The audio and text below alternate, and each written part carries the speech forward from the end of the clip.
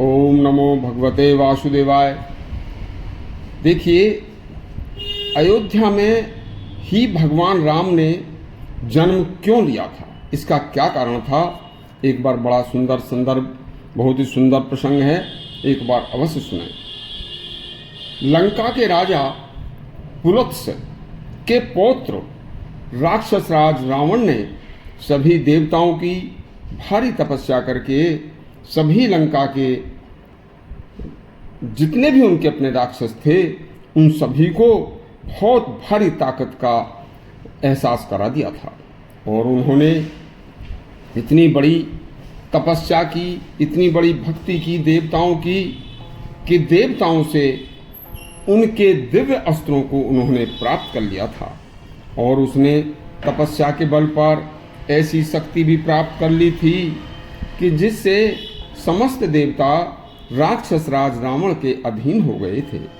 उधार देवताओं के वित्त मंत्री तथा धन के राजा कुबेर का छोटा भाई सभी वेदों का ज्ञाता होने पर भी राक्षस हो गया था, उसकी प्रवृत्ति बदल गई थी।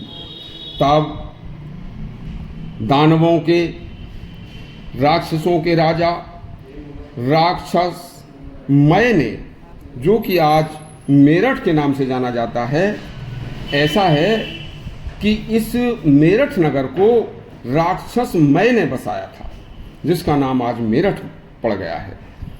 उस राक्षस मय ने अपनी बेटी मंदोदरी का विवाह उससे कर दिया था। अब कुबेर के भाई की प्रकृति ससुराल पक्ष से मिलकर एक हो गई थी।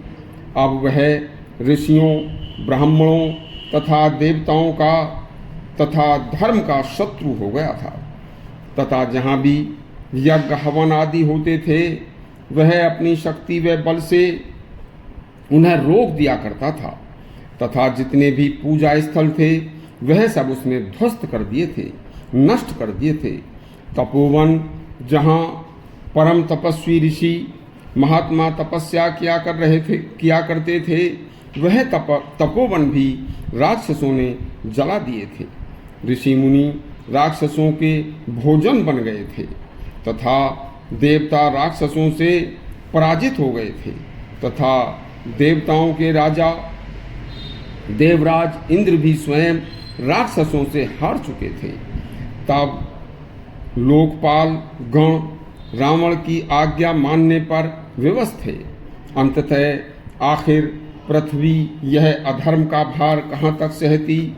तब पृथ्वी की पुकार तथा देवताओं की प्रार्थना से तथा पूरी सृष्टि का भार कहाँ तक सहते सहते और सृष्टि नष्ट होने के कगार पर थी। इस चिंता से सभी देवों ने, ऋषि मुनियों ने भगवान विष्णु को अपनी तरफ आकृष्ट किया और उनकी प्रार्थना की।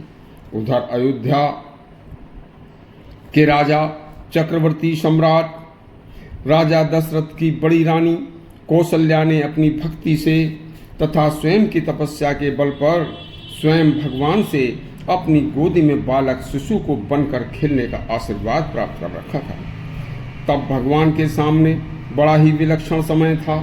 उधर तो देवताओं व ऋषि मुनियों की प्रार्थना, उधर कौशल्या को दिए अपने वरदान की चिंता, तथा इस सब के बाद पूरी पृथ्वी और सृष्टि को बचाने की चिंता, राक्षसों के नाश की चिंता, क्योंकि पूरी पृथ्वी राक्षसों के अधर्म से, उनके अन्यायपूर्ण कृत्यों से त्रस्त थी। अब तथा एक तरफ अयोध्या का सिंहासन भी शून्य होने जा रहा था। महाराज दशरथ ने 3 विवाह किए तथा अवस्था भी उनकी ज़्यादा हो चुकी थी, लेकिन चक्रवर्ती साम्राज्य का कोई उत्तराधिकारी बच्चा किसी रानी की गोद में नहीं आया था।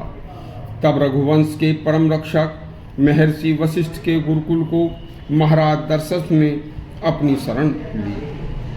तब गुरुदेव वशिष्ठ के आदेश से श्रृंग ऋषि को बुलाया गया और उनसे पुत्रेष्टि यज्ञ व अनुष्ठान कराया गया।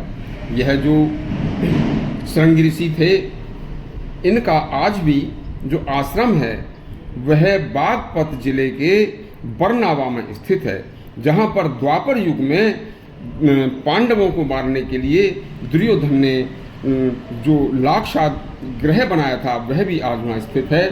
और वहाँ पर आज भी यदि कोई श्रृंग ऋषि के पास जाकर किसी मनोकामना के लिए जाता है तो उसकी पूरी होती है।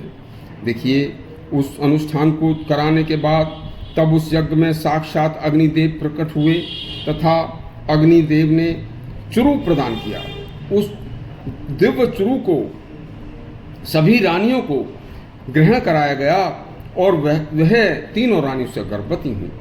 तथा चैत्र मास की रामनवमी के दोपहर के समय कौशल्या की गोद में भगवान राम ने स्वयं विष्णु ने बाल रूप में जन्म लिया तथा उन्हीं के अंश 2 कुमार माता सुमित्रा की गोद में आए।